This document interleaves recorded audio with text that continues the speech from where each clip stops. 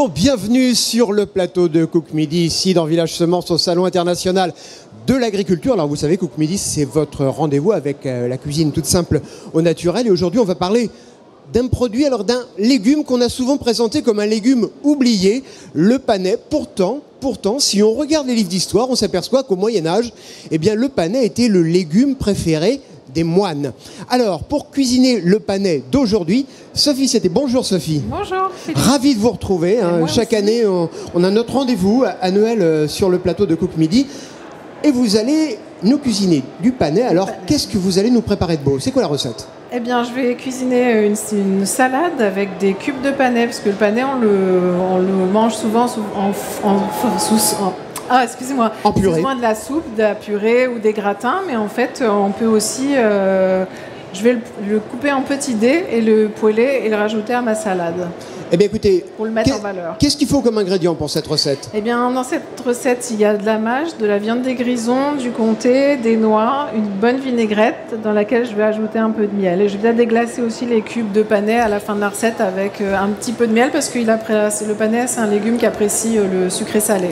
Et ce miel, c'est pas n'importe quel miel, c'est un miel qui nous vient des Hautes-Alpes. On va en parler dans un instant. Alors, je vous laisse préparer la recette. Je viendrai vous voir tout à l'heure pour les différentes étapes de la fabrication de ce plat. Avec et je vais retrouver nos invités pour parler aussi d'abord du panais avec Jacques Rochaussé. Bonjour Jacques. Bonjour Philippe. Vous êtes le président de la Fédération de légumes de France. Vous êtes le patron des producteurs de légumes de l'Hexagone. Exactement. C'est un métier plutôt difficile d'être patron de tous les producteurs de légumes. On a tellement de légumes. Voilà, on rassemble beaucoup, mais je suis content qu'on parle du panais. Parce que le panais, voilà, c'est vrai qu'on n'en parle pas beaucoup. Vous l'avez dit Philippe, on pouvait penser que c'était un légume oublié, mais il revient en force. Et c'est ça qui est bien, parce que le panais en plus, on en parlera sûrement tout à l'heure, il a des vertus également, c'est bon. Et aujourd'hui, quand on l'agrémente d'une certaine manière, on s'aperçoit que dans la restauration, nos chefs étoilés, eh bien, ils le mettent de plus en plus en avant. Et on a une production qui prospère aujourd'hui par rapport aux autres années. Mais c'est vrai que c'était oublié peut-être aussi volontairement parce que très connoté, le panais, rutabaga, salsifis, c'était vraiment les plats de crise de la Seconde Guerre mondiale. Exactement. Alors, on n'en voulait plus. Mais aujourd'hui, on s'aperçoit par rapport à la valeur gustative du panais qui revient sur nos étals. On parle du salsifis, également aussi du rutabaga, tout ça. Et je le vois, moi, sur les marchés forains, puisque je fais également les marchés forains, les gens nous en demandent. Alors, il y en a certains qui nous disent « Mais qu'est-ce que c'est que ce truc-là » On leur explique. On leur donne aussi la petite mesure pour qu'ils puissent le cuisiner d'une manière très simple. Et la semaine d'après, on les retrouve, ils nous disent « Qu'est-ce que c'était bon ?» On a perdu, justement, certains goûts par rapport à ça. Et on est là également pour transmettre ce bon goût, transmettre ce savoir-faire, et puis partager tout ce plaisir avec le consommateur.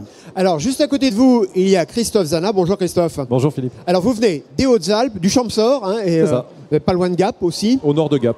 Et alors, Sophie nous disait tout à l'heure qu'il allait avoir du miel dans sa recette, et pas n'importe quel miel, puisque c'est le miel de chez vous, médaillé d'or au concours général agricole. On a eu cette chance, oui. Notre miel de montagne, toute fleur de montagne, qui pousse à 1200 mètres d'altitude, a été médaillé d'or. Alors, parlez-moi un peu de ce miel. Oui, donc déjà, c'est un miel d'altitude. C'est un miel d'altitude, une production du mois d'avril sur le pissenlit jusqu'à fin juillet. Donc toutes les fleurs qu'on peut trouver en montagne, épilobe, rhododendron, serpolet, notamment le pissenlit, un peu les trèfles, les cultures de luzerne, tout ce qui est autour. On ressent la montagne au printemps dans votre miel? Oui, tout à fait, printemps et en été aussi. Alors, vous n'êtes pas que producteur de miel, parce que à la base, vous étiez apiculteur, mais vous êtes ouvert à d'autres types de production. Expliquez-moi ça. Oui, parce que l'apiculture, c'est pas évident toutes les années. On a des années très aléatoires avec des productions qui sont assez variables. Et du coup, j'avais envie de me lancer dans un produit dérivé. Et j'ai rencontré tout ce qui est le monde du sucre cuit, de la confiserie. Et aujourd'hui, je travaille les bonbons, les sucettes, je fais des pâtes de fruits. On travaille beaucoup les fruits, les confitures. Et ça nous permet de développer notre gamme et d'avoir une régularité sur toutes les années. Ça, c'est l'influence du Sud, les Hautes-Alpes, les Alpes de Haute-Provence. On sent qu'on aime bien la confiserie dans ces deux départements. On a pas mal de choses, oui, tout à fait. Alors, à côté de nous également, Sophie Kessler, bonjour. Bonjour. Alors, Philippe, ne le prenez pas mal, Mais j'ai l'impression quand même que vous avez fait le hold-up du siècle au Salon de l'Agriculture.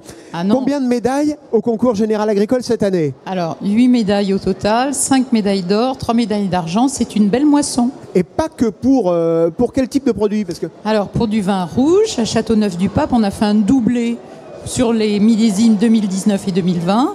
Une médaille d'argent à Château-Calissane pour la cuvée Calisson de Calissane, puisque l'origine du mot de Calisson d'Aix vient de Calissane. Et puis, 3 médailles d'or pour l'huile d'olive en AOP Provence et AOP Aix-en-Provence. Alors, c'est quoi le secret? C'est quoi votre secret? Alors, je vais vous le dire, mais vous n'allez pas le répéter. C'est 10 ans de travail avec une formidable équipe qui, tous les jours, se lève en se disant « on va faire mieux qu'hier ». Et ça marche?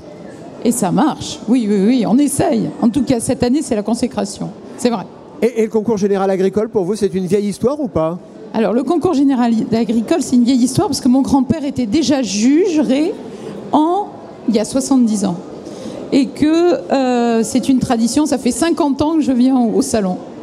Et que c'est une très belle visibilité nationale pour nous parce que le consommateur, les visiteurs du salon sont attirés par la médaille du concours, la sélection.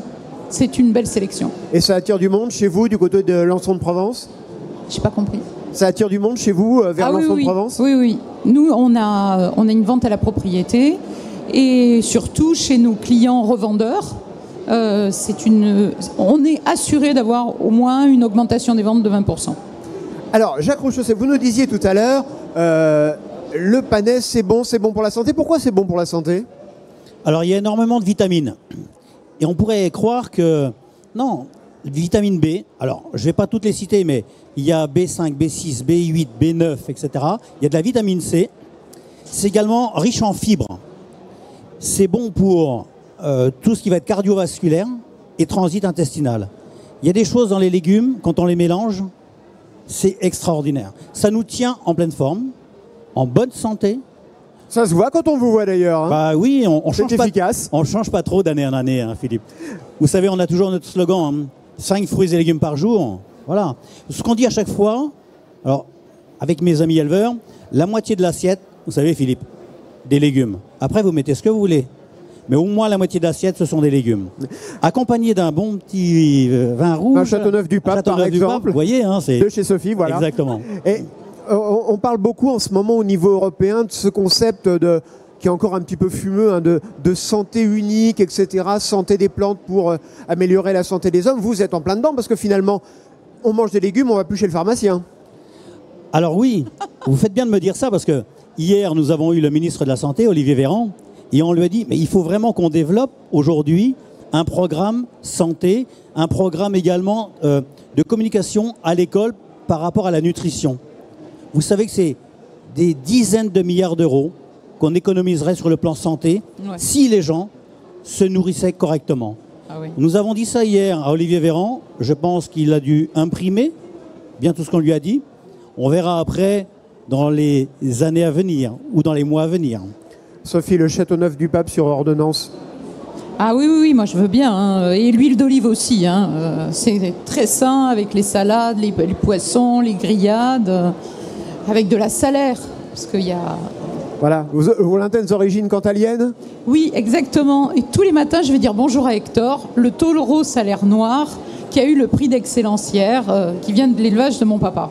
Et alors, c'est pas fumeux le concept de santé par l'alimentation, Christophe, parce que dès qu'on a un petit problème à la gorge, dès qu'on est un petit peu enrhumé, c'est immédiatement des grandes cuillères de miel. Hein. Recette de grand-mère, du miel. Ah tout oui. à fait. Voilà, et ça règle le problème en 48 heures. Normalement, oui. Bon, allez, je vais retourner en cuisine, on va retourner voir Sophie, qui a déjà découpé le panais. Alors finalement, vous le laissez en petits cubes comme ça? Oui, je le laisse en petits cubes, je le poêle. Comme ça, il va rôtir, ça va dégager des sucs et puis ça va être un peu croustillant à l'extérieur et fondant à l'intérieur. Oui, j'allais dire, ça va pas rester dur parce que le panais, quand même, on en a là. C'est quand même, voilà. Oui, il faut qu'il y ait le temps de cuisson nécessaire, mais une quinzaine de minutes à ce format-là, c'est bon. Et ça, c'est un produit que vous cuisinez beaucoup, vous, le panais? Régulièrement, oui. En fait, je trouve que justement, il a été oublié. Moi, je l'ai découvert en Angleterre il y a quand même très longtemps, mais où il a toujours été cultivé, je pense, et consommé. Et puis, on cherche des utilisations différentes en cuisine. Je trouve que, comme on disait tout à l'heure, pour sortir du gratin, de la soupe, etc., on peut aussi le faire au four. Et aussi avec du miel, parce que, comme je disais, il aime bien le sucré salé. Donc à ce moment-là, on met le four un peu chaud, puis on découpe des bâtonnets. Et on met de l'huile d'olive et un peu d'épices.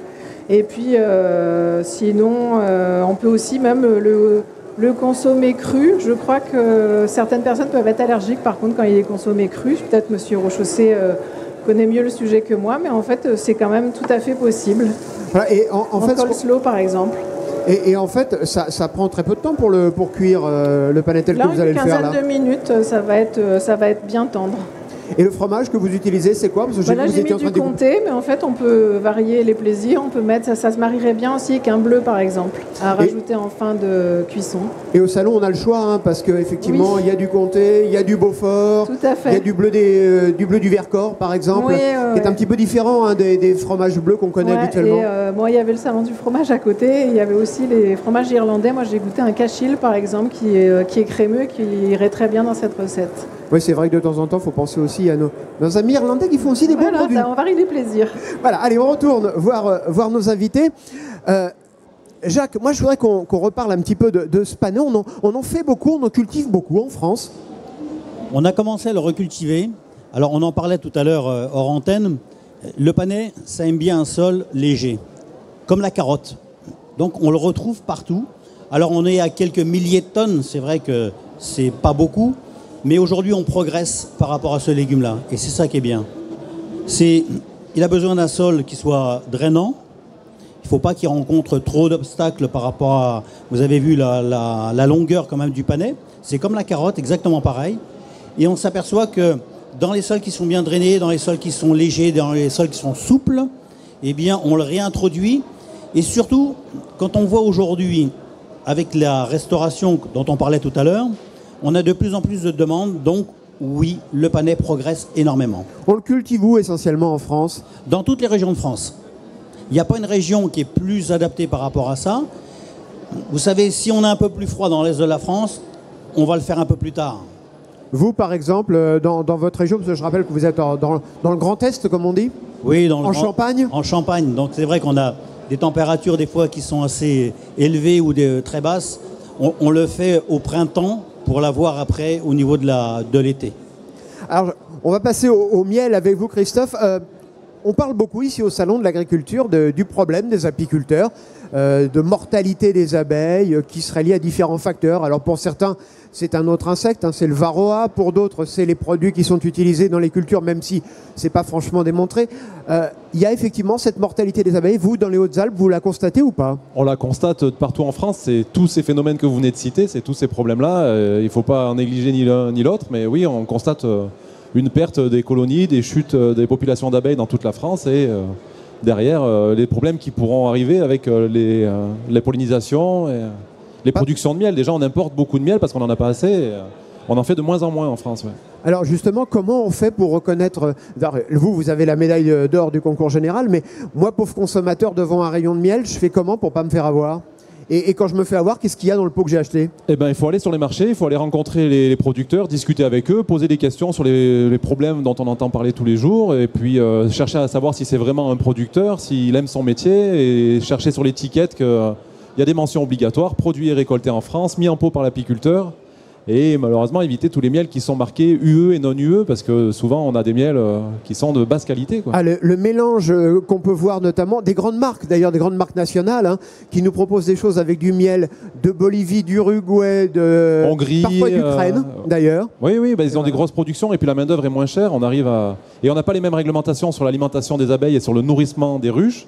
Donc on peut mélanger du miel avec des glucoses et tout ça, ça se verra pas. Si on le met dans la ruche à un moment où elles sont en pleine récolte, on ne pourra pas déceler le sirop de glucose qui est issu des maïs et du coup on va avoir des miels de très très basse qualité. Quoi. Jacques ? Oui. Alors ce qu'on disait là, c'est important. C'est vrai qu'il faut qu'on sauve les abeilles par rapport à ça. Et nous, les producteurs de légumes, eh bien moi depuis l'an dernier, j'ai des ruches dans mon jardin. J'ai des ruches sur mon exploitation qui prouvent bien que nous respectons la nature. Et avec ces ruches-là, eh bien, on va récolter du miel, on va le vendre sur les marchés forains. On va communiquer également que ce n'est pas un problème si on sait bien gérer son jardin. C'est un bon baromètre, l'abeille, finalement, de la santé des terres et la santé de nos terres rurales. La santé de nos terres, la santé de notre environnement, oui. Après, je reviens un peu sur les pollinisations, sur les agriculteurs qui accueillent des ruches. C'est bien d'aller... en tant qu'agriculteur aussi, rencontrer les apiculteurs et discuter avec eux des quelque problèmes. Part, vous êtes complémentaires. Oui, mais il faut que les agriculteurs nous soutiennent aussi dans nos difficultés. Et puis, il y a pas mal de discussions à avoir sur les traitements, sur la façon dont on aborde la santé de la plante aussi. Ouais. La transparence, c'est ça qui est important. L'échange, ouais. Mais du coup, j'engage tous les agriculteurs à aller discuter, à accueillir des ruches sur leur terre et à discuter avec les apiculteurs, comprendre les problèmes. Sophie, il y en a chez vous des ruches ? Ah oui, nous on accueille un apiculteur depuis 20 ans. Et comme nos récoltes sont en HVE niveau 3, oui, c'est quoi, j'allais dire ? C'est une certification mise au point par le ministère de l'Agriculture. Ça veut dire haute valeur environnementale, c'est le numéro 3, c'est-à-dire qu'il y a une traçabilité du pied de vigne ou du pied d'olivier jusqu'à la bouteille. Et ça, c'est un excellent indicateur. Alors, on va parler justement, parce qu'on a parlé du vin, mais on ne va pas parler que du vin, on va aussi parler de l'huile d'olive dans un instant. Je vais retourner voir Sophie pour voir où on en est. Déjà, ça change un petit peu de couleur. Hein. Tout à fait, ça caramélise un peu. Et vous avez vu comme ça sent bon ? Absolument. Venez voir. Regardez comme c'est beau. Et là, effectivement, il y a les petites odeurs, des petits parfums de noisettes. Oui. Hein, c'est très agréable. Voilà, et finalement, c'est vrai qu'on encore un petit peu cuire. Voilà, et on a une idée, on en parlait tout à l'heure, on disait que ça a été un petit peu oublié, un peu mal aimé, mais c'est vrai que cuisiner comme ça fait envie, quoi. Bah oui, il faut trouver des astuces. Moi, j'ai fait un peu des sondages ce matin pour savoir si les gens en mangeaient et comment ils le cuisinaient. Alors, il y a des gens qui s'y sont pas mis, et puis en fait, tout simplement coupé en morceaux et cuit au four, là, même pas version frite, plus... légumes rôtis avec de la carotte, de la butternut, ça marche aussi très très bien. En accompagnement parce que en fait, ça se marie avec vraiment pas mal de choses, avec le bœuf, avec le porc, et ça se marie aussi très bien avec des fruits de mer.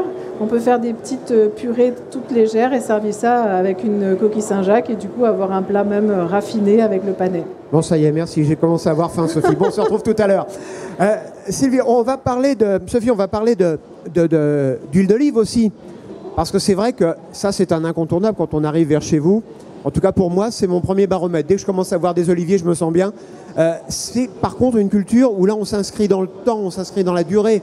Quand on plante un olivier, on va quasiment pas voir le fruit de son travail. Ah si, non. Combien de temps pour que l'olivier, une fois planté ? Il faut entre 5 et 10 ans. Ah là, je pensais que c'était plus que ça. Alors, il faut savoir qu'à Château-Calissane, il y a eu le gel en 56 et que 90% des oliviers ont gelé. Donc ça a été remplacé par de jeunes arbres qui aujourd'hui ont 60 ans et un peu plus. Et du coup, si on taille bien les oliviers, puisque c'est un arbre qui alterne, on essaye d'avoir la même production et la même qualité d'olive. Mais il y a aussi cette fertirrigation, c'est-à-dire qu'à la ligne, avec un programme informatique aujourd'hui mis au point, on sait exactement la quantité d'eau qu'on utilise et ça nous permet de faire des économies d'eau. De l'ordre de combien, par exemple ? Oh, on est à peu près de 30%. C'est énorme. Ah, c'est énorme.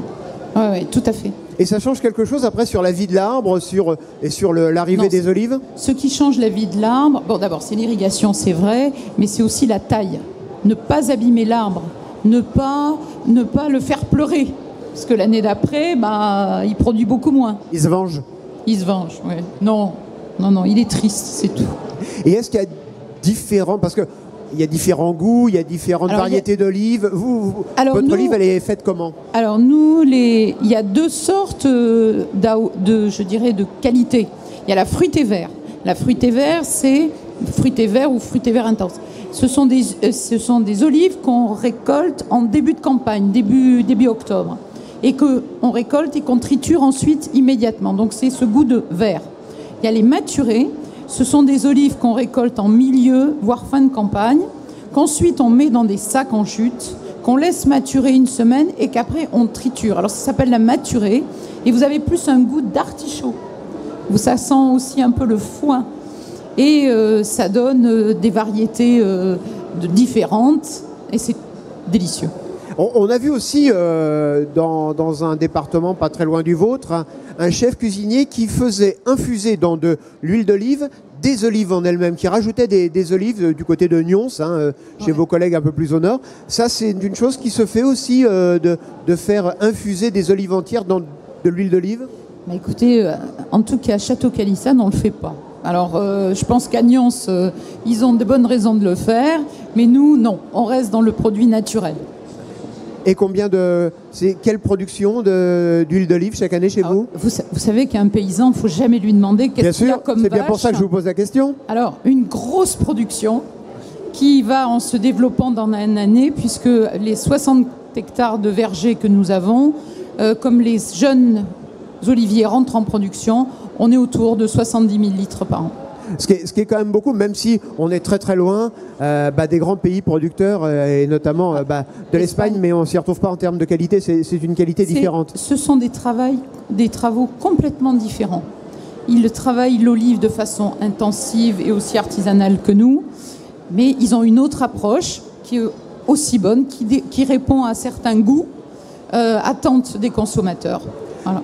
Alors, en préparant cette émission tout à l'heure, on faisait le point un peu sur le monde. D'ailleurs, sur les images de nos amis de la régie, vous pouvez sans doute voir tous les visiteurs du salon qui passent devant le plateau de Village Semences qui est le Cook Midi.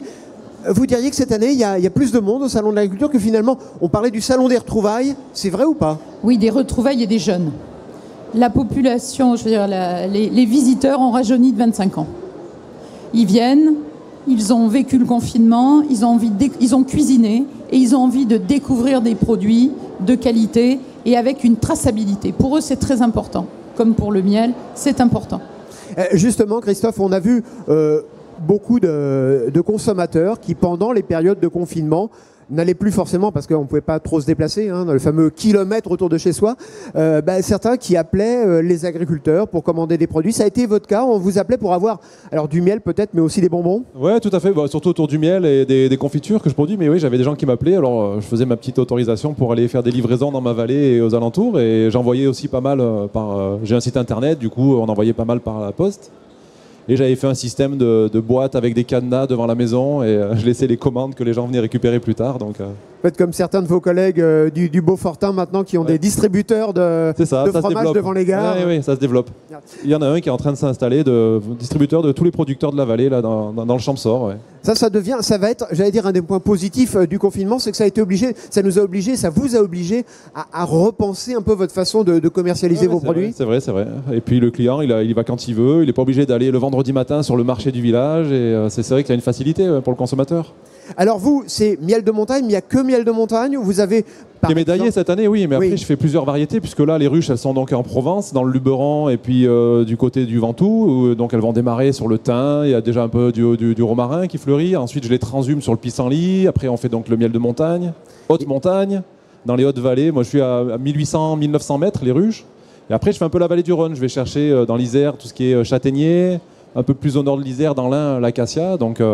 on arrive comme ça à avoir des fois 8, 7, 8, 9 variétés de miel différents. Il y a un miel qu'on voit beaucoup moins maintenant dans les magasins spécialisés, sur les marchés forains dont parlait Jacques Rochozet tout à l'heure, c'est le miel de lavande. On a l'impression que le miel de lavande commence à être un peu moins... ou alors il s'exporte beaucoup plus et il nous reste plus pour nous. Oui, je crois qu'il y a des problèmes de récolte, notamment l'année dernière, il y a eu des récoltes assez faibles. Là, il y a 2 ans, il y avait des très belles récoltes, mais c'est vrai que s'il n'y a pas de grandes récoltes, on ne va pas en avoir de partout et il y en aura moins à distribuer. Mais non, c'est une production qui reste, je pense, importante. Ouais. Quand il y a du nectar dans les fleurs.